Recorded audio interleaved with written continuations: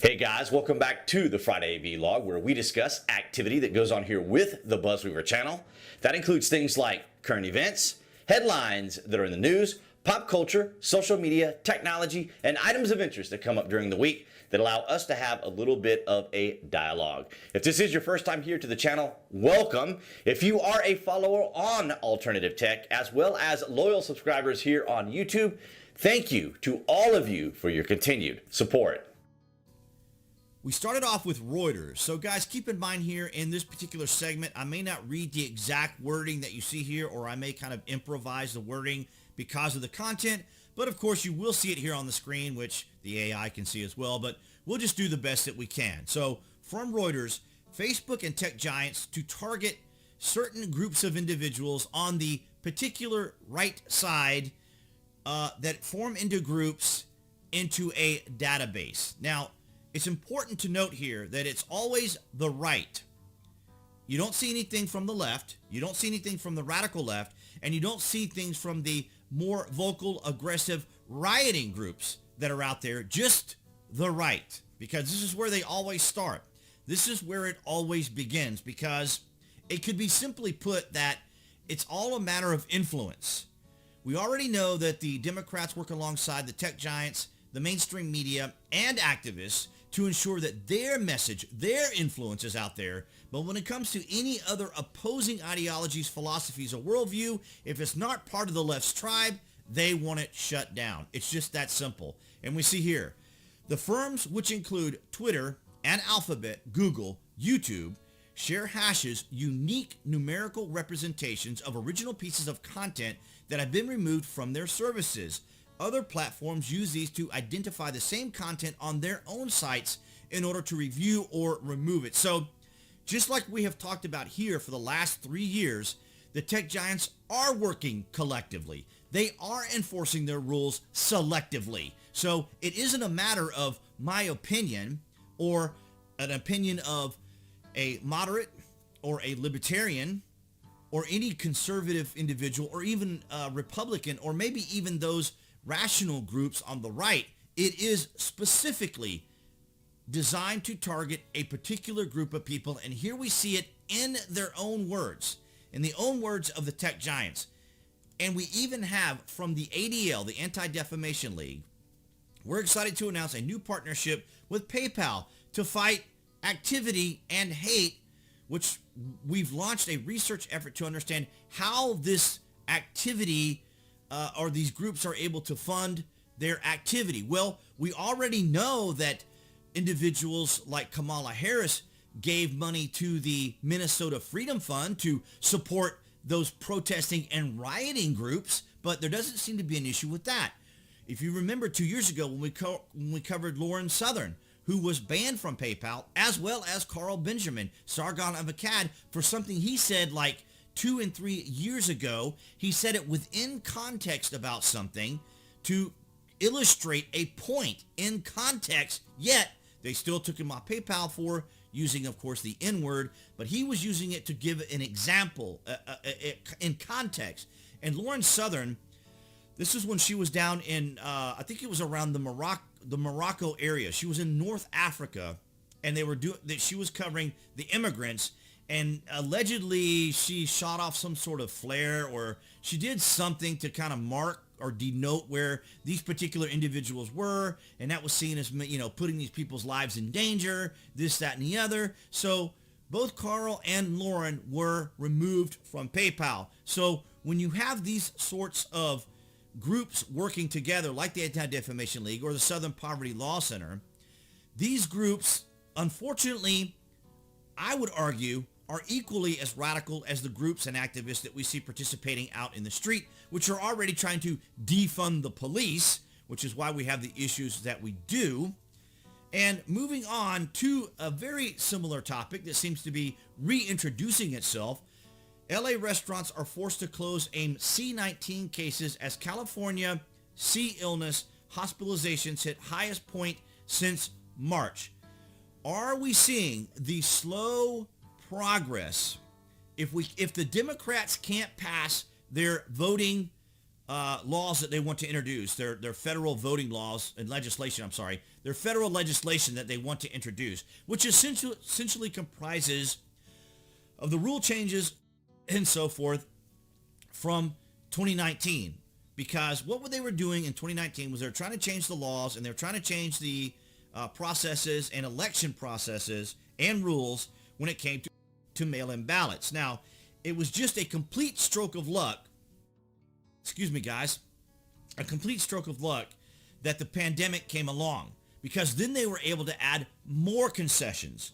So this federal legislation they're trying to pass includes the changes in 2019 as well as the concessions made during the pandemic, which of course created a lot of insecurity within our election system, especially sending out all of those ballots and or absentee ballots in mass. So are we looking at the Democrats perhaps trying to rev up things?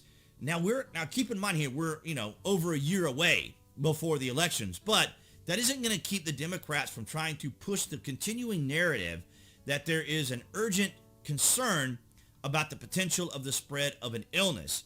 So we also have the Epsilon variant that's coming out as well. So just keep an eye on that, guys, because I just wanted to bring that up. And here's something that is absolutely extraordinary when you consider that they've been talking about the January 6th Commission for quite some time, which we're about to talk about in a minute. But the Department of Justice won't pursue investigation into C-19 nursing home deaths in New York, Michigan, or Pennsylvania. Can you believe that? Despite the fact that they're putting together a January 6th commission, they won't pursue something despite the fact that it involves the actual illness that has pretty much shut down the world, and in parts of the world still, Australia, for example, the United Kingdom, and even the riots going on in, well, I don't want to say riots, but the protesting going on in France right now over the illness. And then when you talk about the severity, the seriousness of this illness, now you have people saying, for example, Biden's DOJ just said they're refusing to investigate the massive nursing home illness death scandals in New York, Michigan, and Pennsylvania. Wow.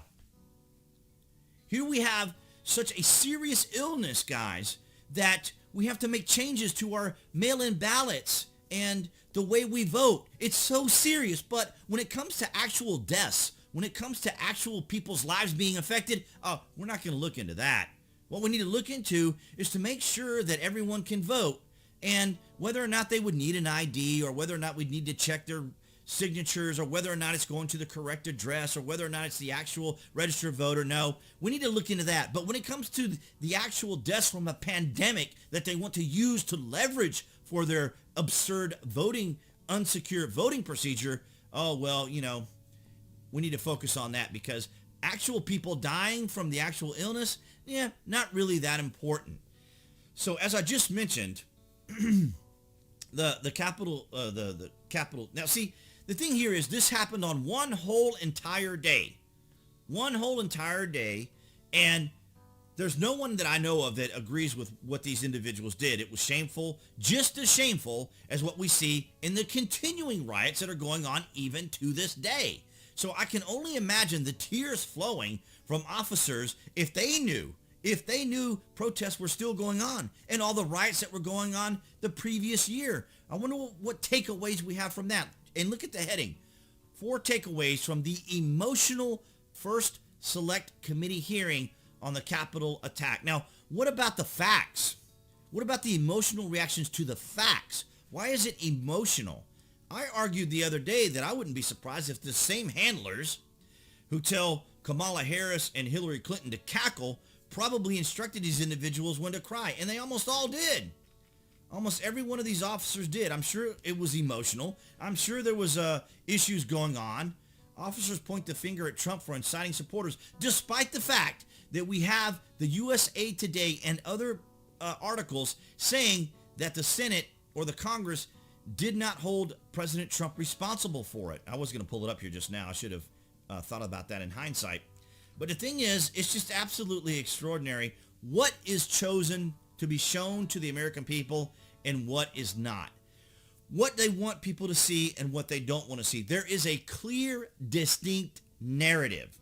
So much so that they're not even going to investigate one of the most serious incidents that happened to certain people in these states. And yet they want to put so much emphasis on what happened on the 6th, as opposed to what has been going on for well over a year with the rioting, disruptions, vandalism, burning, arson, laser light instruments, or the industrial lasers in officers' eyes, the professional fireworks, the complete dismantling of certain parts of a city into autonomous zones. But no, we all need to focus on what happened on the 6th. One whole entire day with a bunch of weeping police officers and a rhino Republican weeping as well. If you didn't watch any of it, you didn't miss anything, because all it was a big cry fest and a bunch of them just carrying on the Democrat narrative, a dog and pony show reality TV series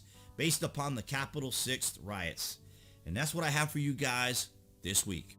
All right, guys, so that's going to wrap it up for this Friday vlog. Thank you for the likes, the shares, and the comments. And of course, if you haven't already, avail yourselves to the links below this video to my various social media. And I want to thank all of you guys who are following me on Alternative Tech as well as social media, because of course I do my daily post on there as well on those particular platforms. And of course, if you haven't noticed, I have been doing a lot of video shorts. So now I have an opportunity to use all of those gaming footage videos that I have. And I'm so grateful that that's an opportunity we have here as creators on YouTube, because it has been very helpful to the channel. But of course, for all of you here on YouTube, that will be the channel icon appearing right there on the screen to subscribe, and or the red button for those of you on PC. I'm not sure what it looks like on phone, which is funny because many of you are on phone watching my videos, so I have to go and maybe look on the phone to see where that subscribe button is there. But nonetheless, guys, thank you so much for the continued support, and I will see all of you guys right there behind that camera next week.